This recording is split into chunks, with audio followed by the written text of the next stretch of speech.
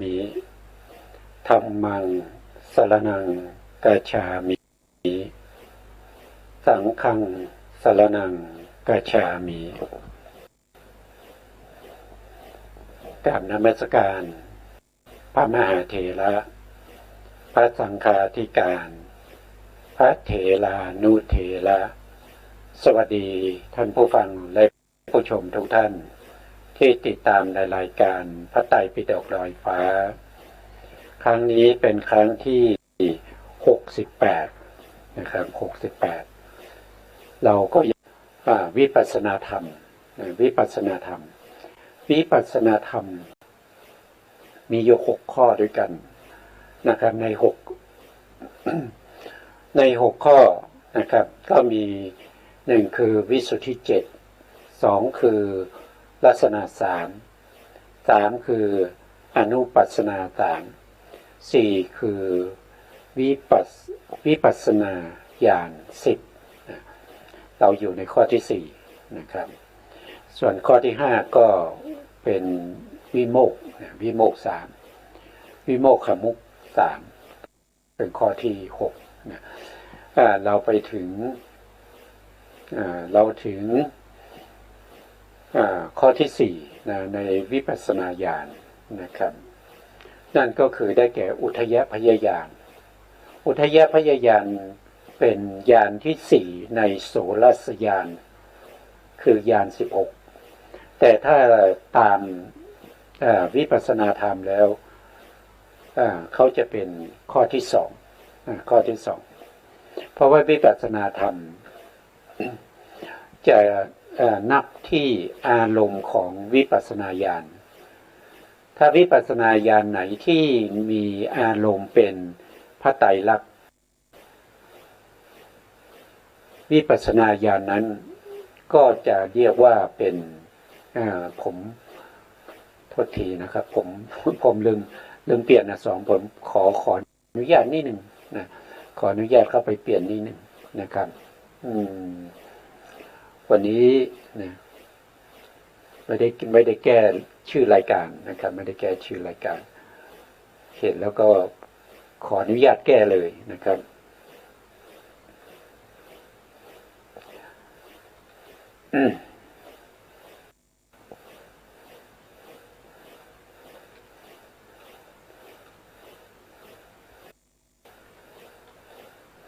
ครับก็แก้แล้วเรียบร้อยนะครับบางครั้งมันช่วงนี้ก็มีความหลงลืมอยู่บ้างนะครับเพราะว่าสุขภาพร่างกายก็ไม่ค่อยดีนะมาต่อนะครับข้อที่4อุทยพยญาณนะครับหรือเรียกว่าอุทยพยานุปัสสนาญาณนะก็มีหลายชื่อนะก็แล้วแต่เราจะเรียกว่ายังไงนะท่านบอกว่าปัญญาตามเห็นความเกิดขึ้นและที่เป็นไปด้วยอำนาจการพิจารณาหลายจนเห็นชัดว่าสิ่งทั้งหลายเกิดขึ้นแล้วก็ดับไปทั้งหมดทั้งสิ้นอุทยพยญาณมีอยู่2อย่าง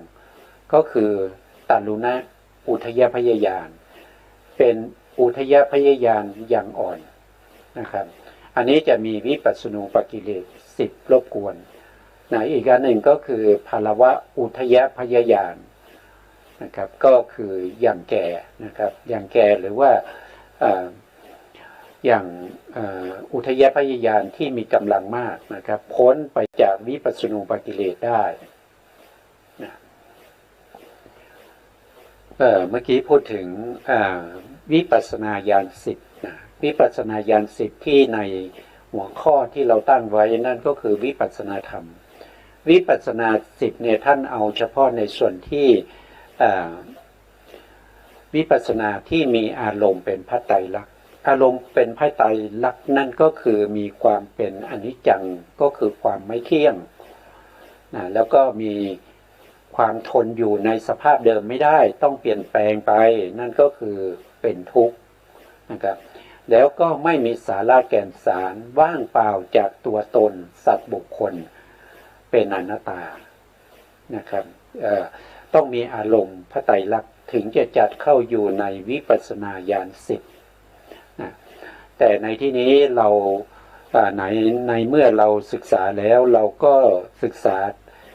วิปัสสนาญาณทั้ง16ญาณเลยเรียกว่าโสรสญาณ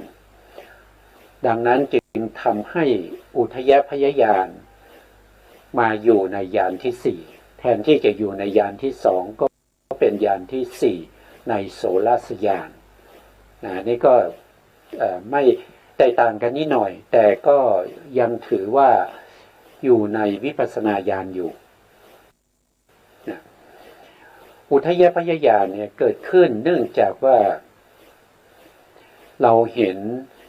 ความเกิดขึ้นตั้งอยู่ดับไปที่สัมมัสสนญาณแล้วซึ่งเป็นญาณที่3สัมมัสสนญาณญาณที่3นั้นเราก็มีการเจริญให้แก่กล้าขึ้นนั่นก็คือมีการ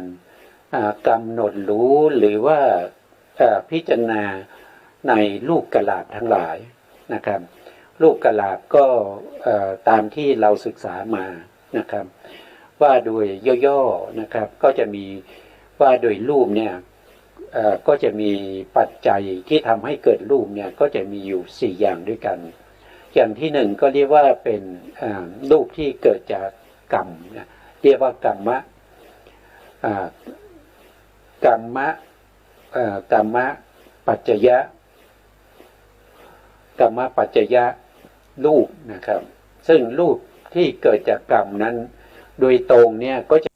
ะมีอยู่8อย่างนะครับที่เราศึกษาไปที่เราศึกษาไปครั้งที่แล้วนะครับ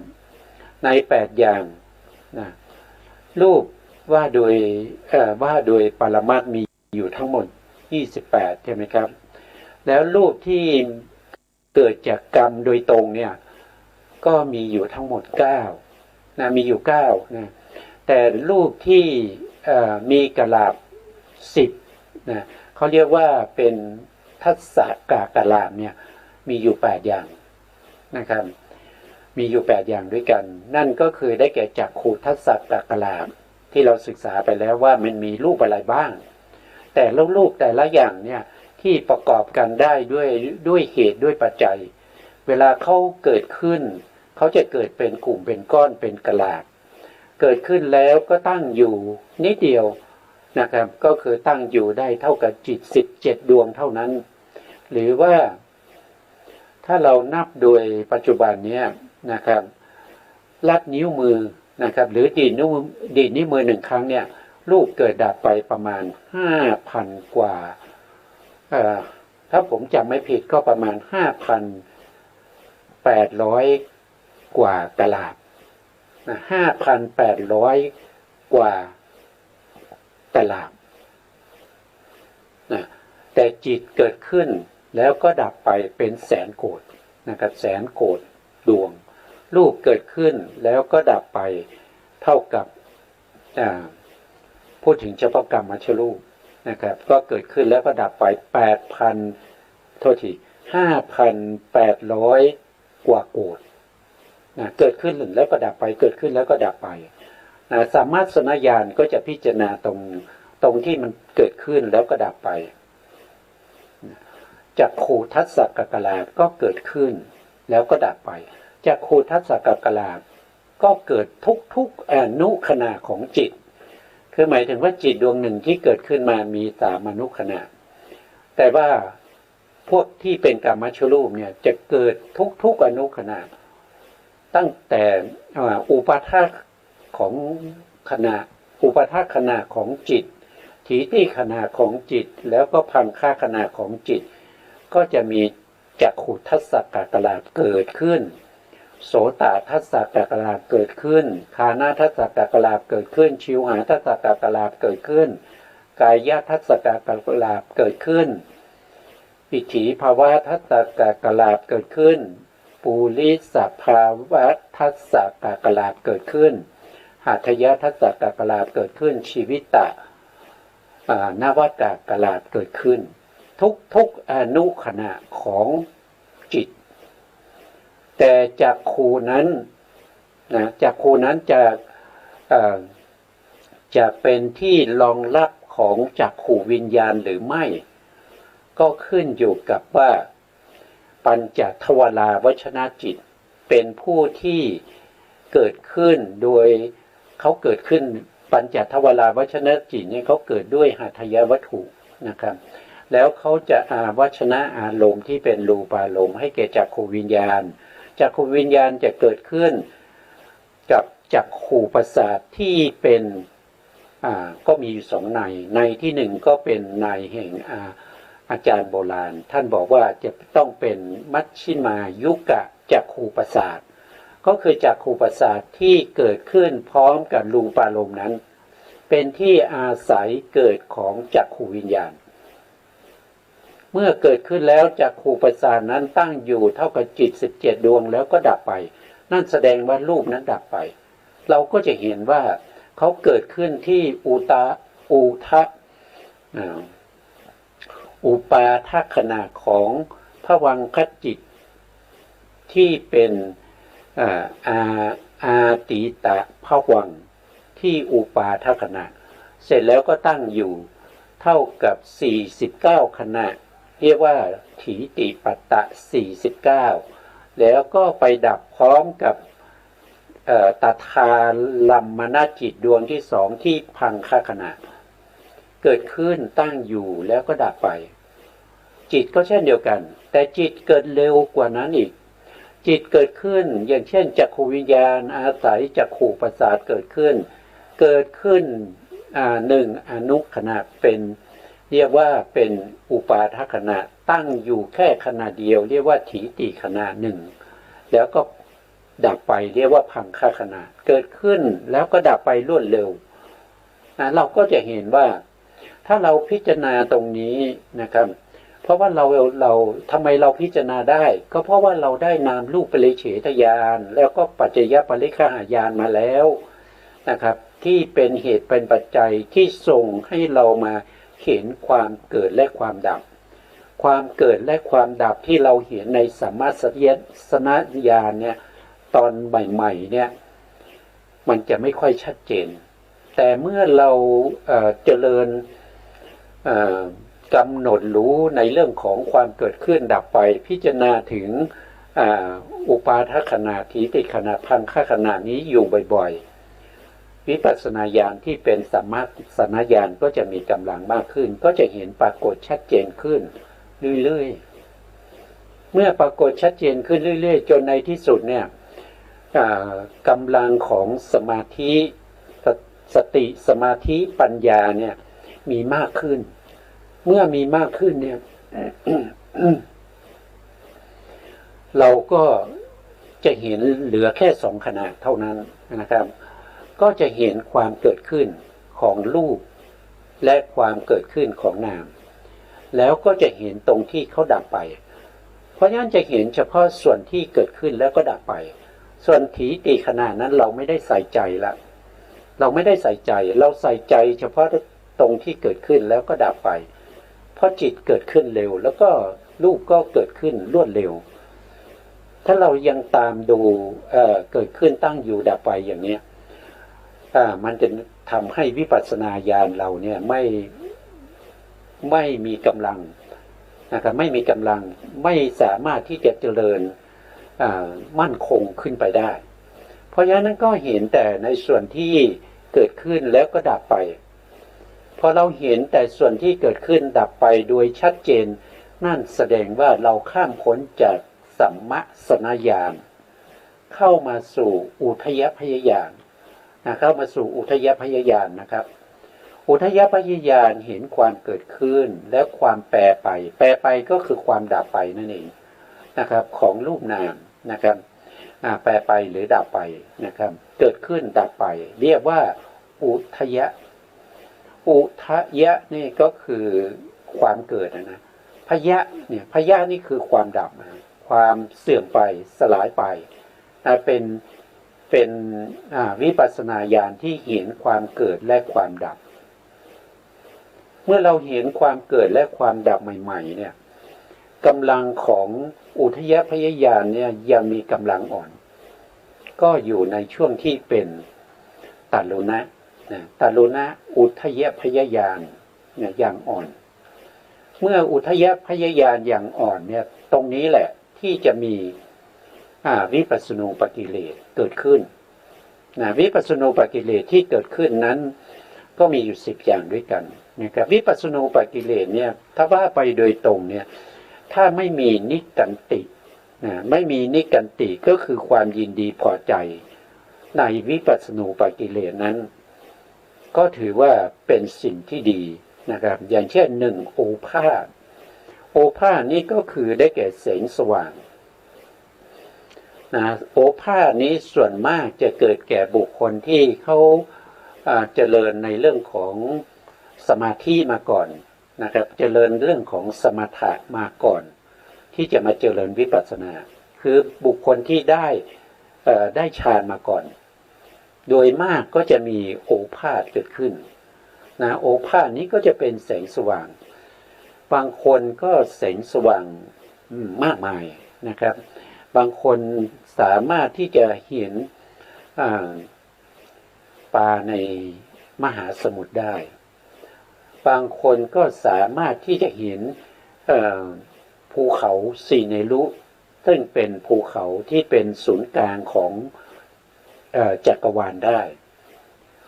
นะแต่ของพระสัมมาสัมพุทธเจ้าเนี่ยโอภาสของท่านเนี่ยสว่างไสวไปถึง10,000 โลกธาตุสว่างไสวไปได้10,000 โลกธาตุนะครับแต่ละท่านก็จะมีโอภาสที่ไม่เหมือนกันแต่เมื่อมีโอภาสเกิดขึ้นแล้วถ้าบุคคลนั้นไม่รู้ว่าอันนี้คือ คือโอภาสที่เป็นวิปัสสนูปกิเลสเขาก็จะมีนิกันติก็คือความติดใจในโอภาสเมื่อติดใจในแสงสว่างเขาก็จะเจริญวิปัสสนาไม่ก้าวหน้าเมื่อเข้าวิปัสสนาเจริญวิปัสสนาเมื่อไหร่เขาก็จะต้องมาติดอยู่ที่โอภาสนี้บางคนก็ไปเห็นเทพธิดานะครับนางฟ้าเทพบุตรนะครับก็จะเห็นอย่างนั้นก็ขึ้นอยู่กับแต่ละท่านก็จะไม่เหมือนกันนะครับก็การเห็นได้เนี่ยก็เพราะว่าโอภาสนั่นเองโอภาสเป็นแสงสว่างที่ทำให้เกิดการเห็นได้ถ้าโอภาสไม่เกิดขึ้นแสงสว่างไม่มีก็มองไม่เห็นใช่ไหมครับเพราะฉะนั้นผู้ที่รู้ไม่เท่าทันก็ไปติดใจในนิมิตต่างๆที่เห็นนิมิตต่างๆเหล่านั้นก็คือเห็นด้วยโอภาสนั่นเองเป็นวิปัสสนูปกิเลสนิกันติเข้าไปติดนะแล้วก็อันที่สองก็คือปิติคือความเอิบอิ่มใจความเอิบอิ่มใจนี้ปรากฏแก่ผู้ที่เข้าถึงตัลุนะอุทยพยญาณอย่างอ่อนโดยไม่เคยมีแบบนี้มาก่อนเมื่อความเอิบอิ่มใจแบบนี้เกิดขึ้นแก่ผู้ที่ปฏิบัติวิปัสสนาอยู่ผู้นั้นถ้าไม่ระมัดระวังนะครับก็จะต้องติดอยู่ในปีตินั้นถ้าไม่มีอาจารย์ที่คอยแนะนำไม่มีอาจารย์ที่คอยบอกนะครับว่าสิ่งที่คุณเห็นนั้นมันเป็นวิปัสสนูปกิเลสนะคุณไปติดใจอยู่ในปิตินะเขาก็จะไม่รู้นะถ้าเขารู้เขาสามารถที่จะละได้เนี่ยเขาก็จะเข้าสู่ภาวะอุทยพยญาณก็คือสามารถข้ามจากวิปัสสนูปกิเลสทั้ง10ได้วิปัสสนูปกิเลส10ก็จะมีเราเคยศึกษาไปแล้วครั้งหนึ่งนะครับ1ก็คือโอภาสแสงสว่าง2ก็คือปิติความเอิบอิ่มใจอันนี้มีอยู่5อย่างนะครับไม่ต้องอธิบายนะข้อที่3ก็คือปัสสัทธิก็คืออาการของความสงบนะครับกายปัสสัทธิจิตตปัสสัทธิสงบทั้ง เจตสิกขันธ์สามแล้วก็สงบทั้งจิตนะครับสงบทั้งจิตด้วยอย่างไม่เคยพบมาก่อนนะครับก็จะติดใจนะสี่ก็คือเขาเรียกว่าเป็นอธิโมกข์อธิโมกข์ในที่นี้ก็คือได้แก่ตัวศรัทธาที่มีกำลังมากนะเมื่อมีวิปัสสนูปกิเลสเกิดขึ้นมีนิมิตเห็นอะไรเห็นนิมิตเป็นพระพุทธเจ้าเห็นนิมิตเป็นบุคคลที่เป็นพระอรหันต์ที่เรามีความศรัทธาอย่างเช่นบางคนก็ศรัทธาในเรื่องของพระสงฆ์ที่เป็นอัครสาวกเป็นพระสารีบุตรหรือพระโมคคัลลานะอย่างเงี้ยแล้วก็ไปเห็นอย่างนั้นก็ทำให้เกิดอธิโมกข์คือปักใจลงไปในศรัทธานั้นที่มีต่อสิ่งที่ตัวได้เห็นนะครับแก่กล้ามั่นคงมากมายนะครับอย่างไม่เคยมีมาก่อนก็ติดอยู่ในศรัทธานั้นนะอันที่ห้าก็คือได้แก่ปักขหะเนี่ยปักขหะคือมีความเพียรมากมาย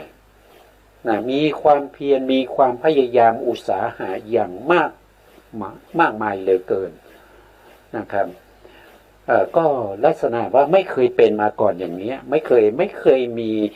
ความเพียรอย่างนี้มาก่อนนะครับแต่ก็ไม่รู้ไม่เท่าทันวิปัสสนูปกิเลสนะถ้ารู้เท่าทันเราก็สามารถที่จะข้ามพ้นจากวิปัสสนูปกิเลสได้โดยส่วนมากผู้ที่ปฏิบัติใหม่ๆนะครับหรือว่าเป็นผู้ปฏิบัติที่เป็นปฏิบัติวิปัสสนาใหม่ๆเนี่ยที่สามารถจะมาถึงญาณนี้ได้เนี่ยทุกท่านจะต้องผ่านตรงนี้ถ้าใครที่ไม่ผ่านตรงนี้นั่นแสดงว่าคนนั้นปฏิบัติมาไม่ถูกทางนะไม่ถูกทาง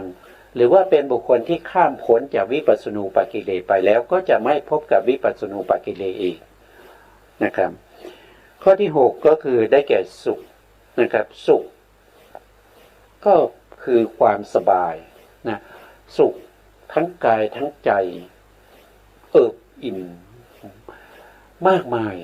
ยิ่งกว่าปิติอีกนะครับเป็นสุขนะอันนี้ถ้าไม่ระวังก็เช่นเดียวกันนะครับก็เช่นเดียวกันก็จะต้องมีนิกันติเข้าไปติดเหมือนกันนะครับข้อที่เจ็ดก็คือญาณะก็คือได้แก่ปัญญานะครับปัญญาแก่กล้านะครับพิจารณาทำอะไรก็ทะลุปุบป่งนะครับพิจารณาอะไรก็รวดเร็วกระชับว่องไวนะครับไม่ติดขัดนะครับพิจารณาความเกิดก็เห็นความเกิดได้ชัดเจน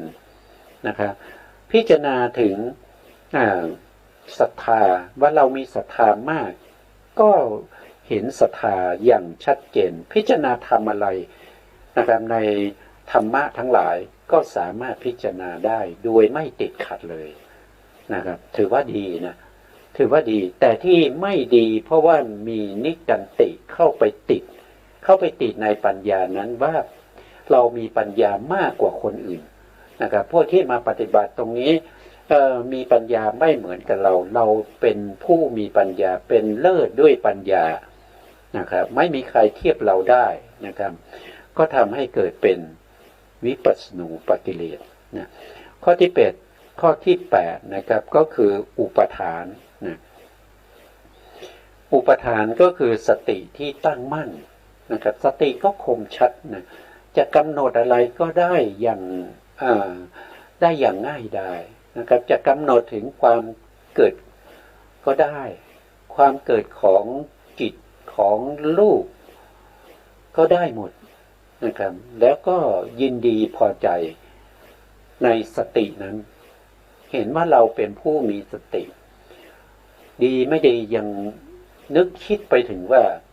โอ้อาจารย์ของเรานี้ที่แนะนำเรานี้จะเคยเห็นสติเห็นปัญญาเห็นโอภาสมีความเพียรเหมือนเราหรือเปล่าก็ไม่รู้นะครับเรานี่เป็นผู้ที่มีสตินะครับมั่นคงเหลือเกินนะครับมีปัญญาเลิศเป็นสุขมาก นะครับอย่างนี้ติดอยู่ในนี้นะครับก็ไม่สามารถที่จะก้าวหน้าไปไหนได้นะครับข้อที่9นะครับก็คืออุเบกขาอุเบกขาก็คือความวางเฉยนะครับวางเฉยในสุขในทุกข์วางเฉยในสิ่งต่างๆนะครับสิ่งที่ตัวเห็นอะไรทั้งหลายนะครับแล้วก็ไปเข้าใจว่าตัวเองได้บรรลุแล้วนะครับได้บรรลุทำแล้วนะครับเพราะวางเฉยได้หมดแล้วก็ติดอยู่ในความวางเฉยในอุเบกขานั้นนะถ้าไม่มีอาจารย์แนะนำก็ไม่สามารถที่จะข้ามพ้นจากตรงนี้ไปได้นะแล้วก็ข้อที่10ก็คือความยินดีติดใจนั่นคือนิกันติหรือเรียกว่าคาหะเป็นตัวที่เข้าไปติดตั้งแต่ข้อที่1จนถึงข้อที่9นะมีโอภาสก็ตามก็จะมีนิกันติไปติดมีปิติก็นิกันติไปติดมีปัสสัทธินิกันติก็ติดนะมีอธิโมกข์นิกันติก็เข้าไปติดนะปัคขหานิกันติก็ไปยึดถือนะไปเข้าไปติดสุขก็ติดญาณก็ติดอุปทานก็ติดอุเบกขาก็ติดที่ไม่ดีคือข้อที่10นะครับจะข้อไหนก็ตามนะข้อ1ถึงข้อ9เนี่ยเป็นสภาวธรรมที่ดีนะเป็นสภาวธรรมที่ดีถ้าไม่มีข้อที่10นะข้อที่10เป็นตัวที่เข้าไปติดเป็นตัวที่ทำให้วิปัสสนาของเรานี้เศร้าหมองไม่เจริญก้าวหน้าแต่เราไม่รู้นะถ้าเราเป็นผู้ไม่มีประสบการณ์ต้องอาศัยครูบาอาจารย์เป็นผู้แนะนำนะครับเราถึงจะข้ามพ้นตรงนี้ได้เมื่อเราข้ามพ้นจากวิปัสสนูปกิเลสทั้ง10นะครับก็จะเป็นภลวะอุทยพยญาณก็คือญาณที่ข้ามพ้นจากวิปัสสนูกิเลสได้นะข้ามพ้นไปแล้วเนี่ยก็รู้ได้อย่างไรนะรู้ได้อย่างไรก็รู้ได้เห็นชัดได้ถึงความเกิดขึ้นของสังขารธรรมและก็ความดับไปของสังขารธรรมอย่างชัดเจนนะโดยเฉพาะความดับไปของสังขารธรรมทั้งหลายนะจะเริ่มปรากฏชัดเจนขึ้นกว่าการเกิดนะเมื่อสมาธิและปัญญาแก่กล้าภลวะอุทยพยญาณนี้ก็จะเห็นความดับไปของสังขารธรรมทั้งหลายกำหนดอะไรก็มีแต่ดับไปดับไปก็จะเห็นชัดขึ้นนานๆถึงจะมีการเกิดเห็นการเกิดขึ้นมาครั้งหนึ่งแล้วก็มีแต่ดับไปดับไปนานๆก็จะเห็นเกิดขึ้นแล้วก็ดับไปดับไปดับไปก็จะเป็นลักษณะนี้จนในที่สุดเนี่ยสติสมาธิปัญญาที่กำหนดรู้ถึงความดับเนี่ยก็จะเห็นเฉพาะความดับอย่างเดียวความดับนี้แต่ดับไปดับไปไม่ว่าเราจะกำหนดรูปธรรมก็ดับไปจะกำหนดนามธรรมก็ดับไปจะเห็นจักขูวิญญาณก็ดับไปจะเห็นจักขูประสาทก็ดับไปจะเห็นรูปารมณ์ก็มีแต่ดับไปมีแต่ดับไปดับไปอยู่เรื่อยๆไม่เห็นการเกิดขึ้นเห็นแต่การดับอย่างเดียวนั่นแสดงว่าเราข้ามพ้นจากอุทยพยญาณนะครับเข้าสู่พังคญาณแล้วเข้าสู่พังคญาณพังคญาณซึ่งเป็นญาณที่5ในโสรัสญาณ16ถ้าว่าโดยวิปัสสนาญาณ10ก็จะเป็นญาณที่3เป็นญาณที่3เขาเรียกว่าพังคานุปัสสนาญาณหรือพังคญาณนั่นเองนะครับก็เรียกได้ทั้งพังคญาณแล้วก็จะเรียกว่าพังคานุปัสสนาญาณก็แล้วแต่ก็อันเดียวกันแต่จะมีต่างกันที่พยัญชนะเท่านั้นเองนะครับสภาวะทั้งหมดเหมือนกันนะเขาก็บอกว่าญาณที่พิจารณาเห็นความดับไปพังไปสลายไป ของรูปนามโดยส่วนเดียวนะจะต้องเห็นโดยส่วนเดียวนะเห็นในที่นี้ไม่ใช่เราบริกรรมไม่ใช่ว่าเรานึกคิดเอาเองจะต้องเห็นด้วยวิถีทางมโนทวาร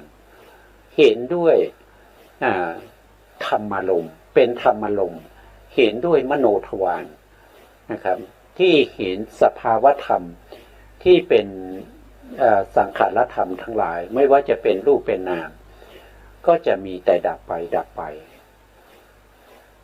การดับไปเนี่ยรวดเร็วนะครับไม่ใช่เห็นดับไปดับไปอย่างนี้นะมันจะเร็วมากเลยคือดับไปดับไปดับไปมันจะรวดเร็วนะครับแต่รวดเร็วนั้นก็ยังเป็นสภาวะที่ดับไปเป็นช่วงวิถีนะยังไม่สามารถที่จะเข้าไปเห็นเป็นขณะจิตได้ยังไม่สามารถที่จะเข้าไปเห็นว่ารูปที่ดับไป5,800 โกฏต่อการดีดนิ้วมือ1 ครั้งยังไม่ถึงขนาดนั้นนะครับแต่รวดเร็วมากนะครับความดับไปของรูปของนามรวดเร็วนั่นแสดงว่าเราเห็นในวิถีจิตที่เป็นทางมโนทวารที่เห็นเขาดับไปหลายวิถีเราก็จะเห็นครั้งหนึ่งแต่ครั้งหนึ่งนั้นจะรวดเร็วมากนะครับคืออาจจะวนรอบ4-5 วิถีแล้วก็จะเห็นครั้งหนึ่งแล้วก็วนรอบ4-5 วิถีแล้วก็จะเห็นครั้งหนึ่งแต่การเห็นของเรารวดเร็วนะครับถ้าไม่ตั้งจิตไม่ตั้งสมาธิแล้วก็ปัญญาให้ดีเนี่ยจะมองไม่เห็นนะจะมองไม่เห็นถ้ามองไม่เห็นนั่นแสดงว่าญาณเราเสื่อมแล้วนะครับเราหลุดแล้วเราหลุดออกจากพังคญาณแล้วเรามองไม่เห็นละถึงความดับไปก็จะต้องไปเริ่มต้นกำหนดที่นามรูปไปเลยเฉทญาณมาใหม่นะครับก็ไปเริ่มต้นมาใหม่ก็จะเสียเวลานะครับก็ขึ้นอยู่กับแต่ละบุคคลนะบางท่านอาจจะมีสัญญาที่ดีก็ไปดูกำหนดรู้ใน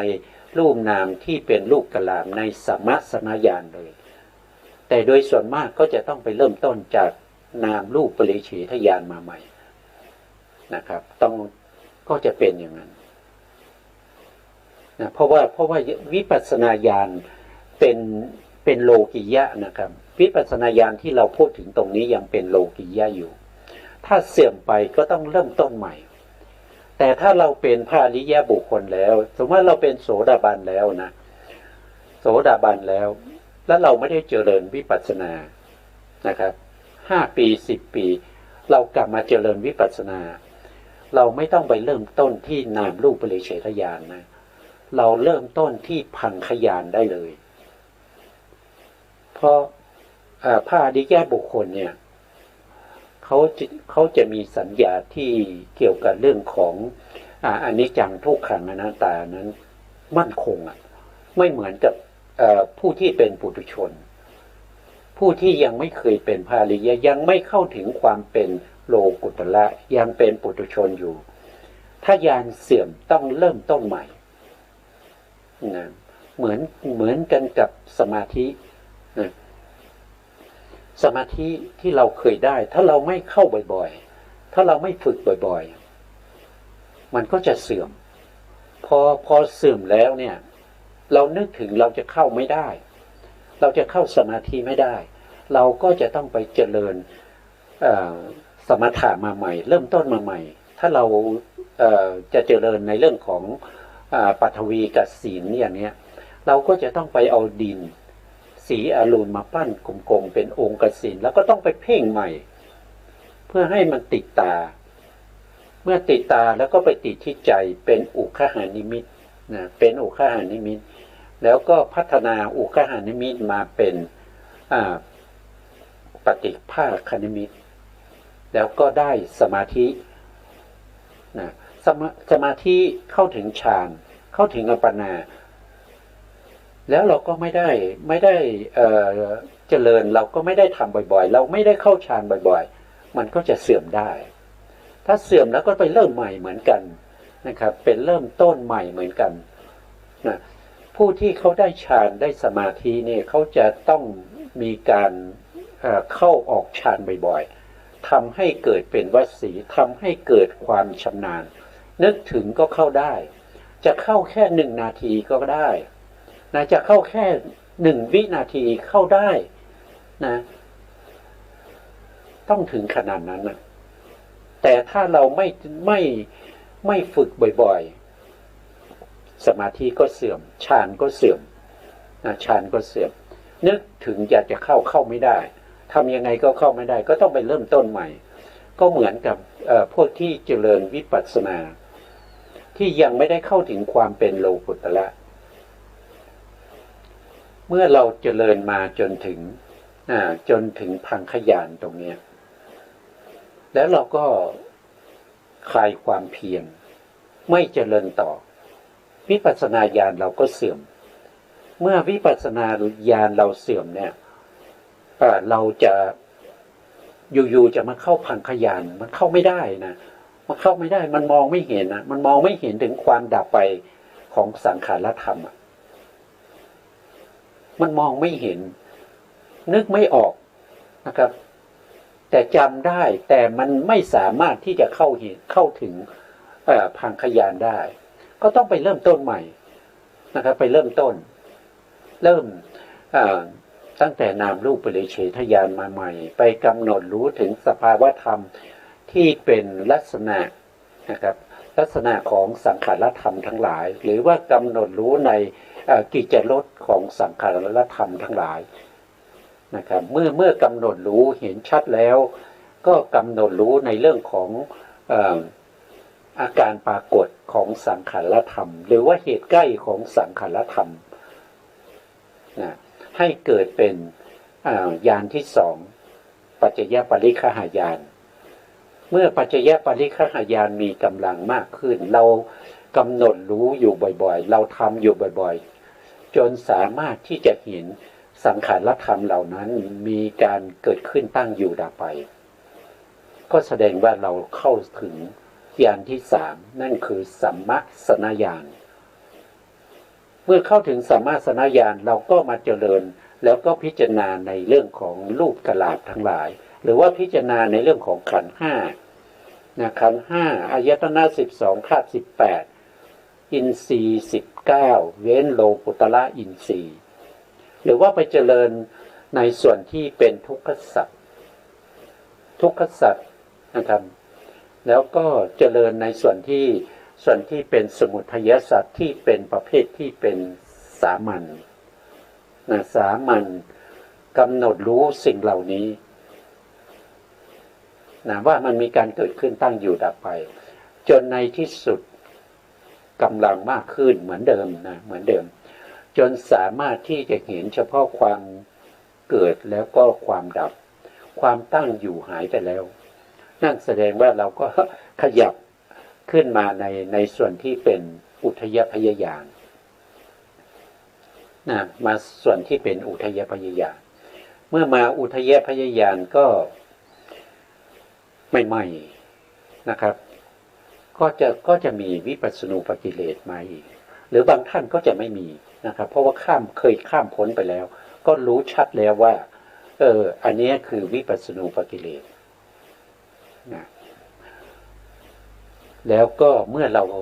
รารู้เราก็ข้ามพ้นไปได้เมื่อข้ามพ้นไปได้อุทยพยญาณมีกำลังเมื่ออุทยพยญาณที่มีกำลังมากขึ้นเรื่อยๆเราฝึกเราเข้าบ่อยๆเราทำบ่อยๆเราฝึกสติสมาธิปัญญา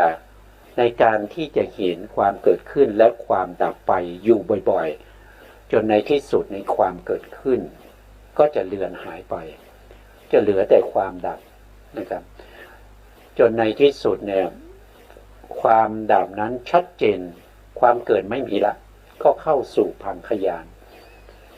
เมื่อเข้าสู่พังคญาณก็จะเป็นญาณที่ห้านะก็จะเป็นญาณที่ห้านะครับพังคานุปัสสนาญาณหรือพังคญาณนั่นเองญาณที่พิจารณาเห็นความดับพังไปสลายไปของรูปนามโดยส่วนเดียวคือวิปัสสนาญาณแก่กล้าขึ้นสภาวะของรูปนามทั้งหลายปรากฏรวดเร็วมากกำหนดความเกิดขึ้นความตั้งอยู่และความดับไปไม่ทันนะกำหนดไม่ทันแล้วถ้าจะเกิดกำหนดเรื่องความเกิดขึ้นตั้งอยู่ความดับไปนี่กำหนดไม่ทันนะเพราะฉะนั้นสติแล้วก็ปัญญาเนี่ยก็จะกำหนดได้เฉพาะในส่วนที่ดับไปเท่านั้นนะวิปัสสนาญาณคงกำหนดได้เฉพาะความดับไปเท่านั้นหรือความแตกทำลายไปของสังขารธรรมทั้งหลายเพียงอย่างเดียวอันนี้แสดงว่าเราเข้าถึงพังคญาณแล้วนะเมื่อพังคญาณที่เราเข้าถึงเนี่ยเราก็ต้องฝึกบ่อยๆมันต้องเจริญบ่อยๆนะครับต้องเจริญบ่อยๆจนให้ได้เห็นพังคญาณเนี่ยเป็นภัยนะจนเห็นว่านึกถึงอะไรมันก็ดับไปอ่ะนึกถึงจิตนึกถึงรูปนึกถึงอะไรก็ดับอยู่เรื่อยดับจนในที่สุดเนี่ยผู้ที่ปฏิบัติเนี่ยก็จะเห็นภัยแล้วเห็นภัยว่ามันมีแต่ดับไปอ่ะมันไม่มันเป็นสภาวะที่มันเป็นภัยนะก็จะรู้สึกถึงภัยอย่างนี้ก็จะเข้าถึงญาณที่หกเนี่ยก็จะเป็นพยตูปฐานญาณหรือพยญาณนั่นเองนะครับเป็นญาณที่หกซึ่งญาณที่หกนี้เป็นญาณอันพิจารณากำหนดรอบรู้ว่าสังขารปรากฏเป็นของน่ากลัวนะเป็นภัยนะเป็นภัยเป็นสิ่งที่น่ากลัวคือเมื่อพิจารณาเห็นความแตกสลายอันมีทั่วไปทุกสิ่งทุกอย่างเช่นนี้แล้วสังขารทั้งปวงไม่ว่าจะเป็นสังขารในภพใดคติใดนะครับก็ปรากฏว่ามีแต่ภัยมีแต่ความน่ากลัวตรงนี้น่าจะเป็นภัยนะเขาตอนแรกเนี่ยก็ต้องเป็นภัยก่อนนะครับเป็นภัยนะล้วนแต่สลายไปล้วนแต่ดับไปมีอะไรก็พังไปพังไปหมดไปสิ้นไปสลายไปไม่มีอะไรเหลือนะครับไม่มีอะไรเหลืออยู่เลยนะด้วยเหตุนี้จึงเห็นว่าทุกสิ่งทุกอย่างมันเป็นภัยมันเป็นภัยมาถึงตรงนี้เนี่ยบางท่านอาจจะละความเพียรนะครับละความเพียรเพราะเห็นเป็นภัยก็ไม่อยากจะเจริญละเกิดความอะไรเพราะมันไม่มีสุขมันมีแต่ภัยมันมีแต่ทุกข์นะถ้าไม่ประคองจิตเอาไว้นะไม่มีผู้ที่คอยดูแลแนะนำนะผู้มีความรู้ครูบาอาจารย์นะครับที่จะให้ความรู้ความเข้าใจเนี่ยส่วนมากก็จะกลัวนะครับก็จะกลัวภัยเหล่านี้นะเมื่อทำให้วิปัสสนาญาณที่เป็นพยญาณเนี่ยเจริญขึ้นเรื่อยๆเมื่อเจริญขึ้นเรื่อยๆก็จะเห็นว่าภัยเหล่านี้เป็นสิ่งที่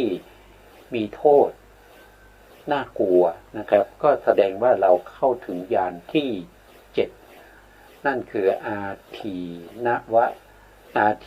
วานุปัสสนาญาณหรืออาทีนวญาณอันเดียวกันนะครับญาณอันพิจารณาเห็นสังขารรูปนามเป็นโทษเห็นเป็นภัยแล้วก็มาเห็นเป็นโทษนะครับเห็นเป็นโทษคือพิจารณาเห็นสังขารธรรมทั้งปวงซึ่งล้วนแต่ แตกสลายไปนะครับเป็นของน่ากลัวเป็นของน่ากลัวเป็นของมีโทษไม่ปลอดภัยนะครับไม่ปลอดภัยที่เห็นอยู่นะเข้าบางครั้งเนี่ยผู้ที่ถึงญาณพวกนี้นะครับในขณะที่เราเดินไปเดินมาเนี่ยถ้าเราหลับตาเนี่ยอาจจะติดตานะจะเห็นนะจะเห็นว่ามันดับไปนะเห็นร่างกายของเรามันสลายไปหมดไปนะพังไปก็เป็นไปได้นะครับมันเป็นลักษณะที่มีโทษเป็นสิ่งที่น่ากลัวเป็นสิ่งที่เป็นภัยแต่มันเป็นสภาวะธรรมนะมันไม่ใช่ว่าที่เราเจริญมาอย่างนี้เนี่ยไม่ใช่ให้เรากลัวนะครับไม่ใช่ให้เรากลัวไม่ใช่ให้เราเนี่ยท้อแท้แต่ให้เรารู้ว่าสภาวะธรรมเหล่านี้เขาเป็นอย่างนี้ให้เข้าไปรู้ความจริงเข้าไปเห็นความจริงว่าเขาเป็นอย่างนี้เขามีสภาพอย่างนี้ที่เราสามารถที่จะแยกเป็นญาณได้ก็เพราะว่าสภาวะธรรมที่เขามีการเปลี่ยนแปลงไปเรารู้สึกได้ที่ไหนก็คือรู้สึกได้ที่ใจนะรู้สึกได้ที่ใจสภาวะเหล่านี้ก็เป็นธรรมารมณ์เป็นธรรมารมณ์ที่เกิดขึ้นทางใจนะครับเป็นวิถีทางใจนะที่เกิดขึ้นเหล่านี้มันเป็นธรรมดาของเป็นอยู่อย่างนี้ไม่ใช่จะให้เรากลัวแล้วก็จะให้เราหนีไม่ใช่อย่างนั้นนะครับสิ่งเหล่านี้เป็นสิ่งที่เกิดขึ้นแล้วเป็นสิ่งที่เกิดขึ้นกับเรานั่นแสดงว่าเรามีบุญนะเรามีบุญเราสามารถที่จะเข้าถึงสภาวะเหล่านี้ได้คนทั่วไปเนี่ยเข้าถึงไม่ได้นะครับบางคนเจริญวิปัสสนามา30 ปียังมองไม่เห็นสิ่งเหล่านี้เลยอย่างที่เคยยกตัวอย่างเช่นพระมหาศิวะนะครับซึ่งเป็นอาจารย์ใหญ่ในการสอนปริยัตินะสอนปริยัตินะมีลูกศิษย์ลูกหาหลายหมื่นนะครับต้องใช้เวลาปฏิบัติตั้ง30 กว่าปีนะถึงจะได้เห็นสิ่งเหล่านี้ถึงจะได้เข้าสู่ความเป็นพระอริยะได้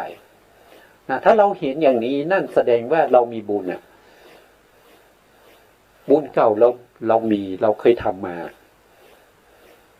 เพราะฉะนั้นเราเห็นอย่างนี้ให้เข้าใจแล้วก็ให้ดีใจไม่ใช่ให้หนีให้กลัวเพราะว่าการที่เรากลัวเราหนีนั่นแสดงว่าวิปัสสนาเราเสื่อมแล้วนะวิปัสสนาเหล่านี้เนี่ยที่เห็นที่ปัญญาที่เกิดขึ้นในชวนาจิตนะทางมโนทวารเนี่ยมหากุศลที่มีปัญญาที่เรียกว่าญาณสัมปยุตเหล่านั้นจะต้องเป็นประเภทที่เป็นสมนัตนะตัวเขาจะเป็นสมนัตนะครับแต่ถ้าเรากลัวเนี่ยหมดเลยนะครับหมดเลยเรากลัวเราตกใจนะหมดเลยนะครับหมดเลยเพราะว่าบุคคลที่ไม่ได้ฌาน5นะครับแล้วก็ไม่ได้ใช้ฌาน5มาเจริญวิปัสสนาเนี่ยทุกคนเนี่ยจะต้องมีมหากุศลที่เป็นสมนัสเวทนามหากุศลญาณสัมปยุตที่เป็นสมนัสจะเป็นตัวที่ทำหน้าที่ในการที่จะรู้เห็นสิ่งเหล่านี้แล้วเมื่อเราเห็นสิ่งเหล่านี้แล้วเห็นภัยเห็นโทษเกิดความเบื่อหน่ายเป็นของมหากุศลญาณสัมปยุตที่มีเวทนาเป็นสมนัสตัวเขาเป็นสมนัสแต่เขาจะเห็นสิ่งเหล่านี้ตามสภาวะความเป็นจริงเพราะฉะนั้นเราไม่ต้องตกใจเราไม่ต้องกลัวถ้าเราตกใจเรากลัวเราเห็นแต่ดับไปอย่างเงี้ยเห็นร่างของเราสลายไปดับไปสิ้นไปหมดไปตกใจอย่างเงี้ยมันตกใจ ปัสสนาญาณก็เสื่อมไปนะครับวิปัสสนาญาณเสื่อมไปแม้กระทั่งผู้ที่เจริญสมาธิได้ฌานห้าแล้วก็ใช้ฌานห้าในการเจริญวิปัสสนาจนมาถึงตรงนี้ได้เนี่ยมหากุศลของเขาเนี่ยเขาเป็นอุเบกขานะครับเขาไม่ใช่เป็นโทมนัสนะเขาเป็นอุเบกขานะแล้วก็มีอารมณ์ที่เป็นสภาวะที่เห็นเป็นภัยเห็นเป็นโทษแล้วก็เห็นว่าน่าเบื่อหน่ายนะมีอยู่บุคคลเดียวนะครับที่จะมีมหากุศลญาณสัมปยุตที่เป็นอุเบกขาก็คือบุคคลที่ใช้ฌานห้านะครับต้องเจริญสมาธิจนได้ฌานห้าแล้วออกจากฌานห้าแล้วก็มาเจริญวิปัสสนาเขาก็จะมีมหากุศลที่เป็นญาณสัมปยุตมีเวทนาเป็นอุเบกขาแต่มีอารมณ์เป็นสภาวะที่น่าเป็นภัยเห็นเป็นภัยเห็นเป็นโทษแล้วก็น่าเบื่อหน่ายแต่ตัวเขาเป็นอุเบกขาเขาไม่ใช่โทมนัสนะเขาไม่ใช่ทุกข์ใจนะเห็นภัยแล้วทุกข์ใจนะมันจบเลยต้องไปเริ่มต้นใหม่การเริ่มต้นใหม่อาจจะไม่สามารถที่จะมาถึงตรงนี้ก็ได้นะครับมีอยู่แค่สองอย่างเท่านั้นนะครับผู้ที่จะมาถึงตรงนี้ได้จะต้องเป็นบุคคลที่มีมหากุศลญาณสัมปยุตที่เป็นสมนัสเวทนาคือเหมือนกับว่า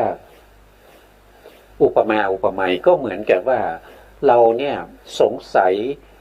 เรื่องนี้มานานแล้วพยายามที่จะคิดหาวิธีที่จะเข้าใจในสูตรนี้ให้ได้เนี่ยใช้เวลานานเหลือเกินก็ไม่เข้าใจอยู่วันหนึ่งเนี่ยเราสามารถที่จะรู้ถึงความจริงของสูตรนี้ได้ขณะนั้นเราจะสมนัสนะเราจะเกิดสมนัสมหากุศลนั้นจะเป็นสมนัสนะนอกจากบุคคลที่ได้ฌานห้าแล้วก็ใช้ฌานห้ามาเจริญวิปัสสนาเท่านั้นเวทนาจะเป็นอุเบกขาเพราะฉะนั้นตรงนี้ก็ต้องรักษาไว้นะครับเพราะว่ามาถึงตรงนี้แสดงว่าเราเป็นผู้มีบุญอย่าให้เสื่อมไปนะครับต้องทำบ่อยๆนะต้องทำบ่อยๆนะเมื่อเห็นเป็นโทษนะครับเป็นอาทีนวะเป็นโทษขึ้นมานะครับจริงๆแล้วเนี่ยถ้าเราพูดไปเนี่ยนะครับพยญาณอาทีนวญาณนิพพิทญาณพวกนี้มันคือญาณเดียวกันอ่ะถ้าเราศึกษาสูงขึ้นไปเราจะเห็นว่าสิ่งเหล่านี้เป็นวิปัสสนาญาณเดียวกันเราเรียกว่าเป็นนิพพิทญาณญาณที่เบื่อหน่ายในภัยเบื่อหน่ายในโทษเนี่ยพวกนี้เป็นวิปัสสนาญาณเดียวกันแต่ตรงนี้ท่านมาแยกออกเป็น3ญาณให้เราเห็นได้ชัดให้เราเห็นถึงขั้นตอนในการที่เราปฏิบัติแล้วเราได้ผลอย่างนี้เนี่ยเราอยู่ในญาณไหนเราเข้าถึงตรงไหนแค่นั้นเองนะครับแต่จริงๆแล้วก็เป็นญาณเดียวกันเรียกว่านิพพิทญาณเห็นความเบื่อหน่ายเห็นความเบื่อหน่ายนั่นเองนะเมื่อเห็นเป็นโทษนะครับทุกสิ่งทุกอย่างเนี่ยเห็นอะไรก็เป็นโทษหมดนะถ้าไม่ระมัดระวังใจเนี่ยก็จะทำให้บุคคลนั้นนะเกิดทุกข์ใจนะเกิดทุกข์ใจขึ้นมาได้นะครับต้องเข้าใจสภาวะพวกนี้นะข้อที่8นะครับนิพพิทานุปัสสนาญาณหรือนิพพิทายานนะครับญาณพิจารณาเห็นโดยอาการเบื่อหน่ายคือปัญญาที่พิจารณาเห็นสังขารทั้งหลายว่าไม่เที่ยงเป็นทุกข์เป็นอนัตตาเป็นของน่ากลัวเป็นของมีทุกข์มีโทษนานาประการแล้วเกิดความเบื่อหน่ายไม่เพลิดเพลินไม่ติดใจไม่หลงดีใจนะครับเกิดความเบื่อหน่ายหรือเกินในสังขารธรรมทั้งหลายไม่ว่าจะเป็นรูปก็ตามจะเป็นนามก็ตามเป็นสิ่งที่น่าเบื่อหน่ายไม่ใช่เป็นสิ่งที่เราควรจะหลงดีใจเพลิดเพลินติดใจอยู่ในสภาวะเหล่านี้ นะครับอันนี้ก็เราก็ไว้แค่นี้ก่อนนะครับเพราะวันนี้เวลาเราหมดนะครับทุกสิ่งเหล่านี้เป็นสิ่งที่เขาเกิดขึ้นมาโดยการเจริญวิปัสสนานะครับเจริญวิปัสสนาไม่ใช่ว่าอยู่ๆแล้วก็เกิดขึ้นมาได้นะครับไม่เป็นไปไม่ได้เลยถ้าเราไม่เจริญวิปัสสนาถ้าเราไม่มีความเพียรไม่มีขันติไม่มีความตั้งใจมีสมาธิปัญญาสติที่มั่นคงนะครับก็เป็นไปไม่ได้นะสุดท้ายนี้ขอกราบขอบพระคุณพระครูสมุทรวิสุวัตวรกิจโจผู้อำนวยการสถานีวิทยุเพื่อการศึกษาพระพุทธศาสนาและวัฒนธรรม FM 104.5 เมกะเฮิรตซ์วัดฝายหินจังหวัดเชียงใหม่และขอกราบขอบพระคุณพระครูปริยัติยานุศาสตร์ขอบคุณท่านผู้ฟังและผู้ชมทุกท่านที่ติดตามในรายการพระไตรปิฎกลอยฟ้าพบกันใหม่ในโอกาสต่อไปครับวันนี้ลาไปก่อนครับสวัสดีครับ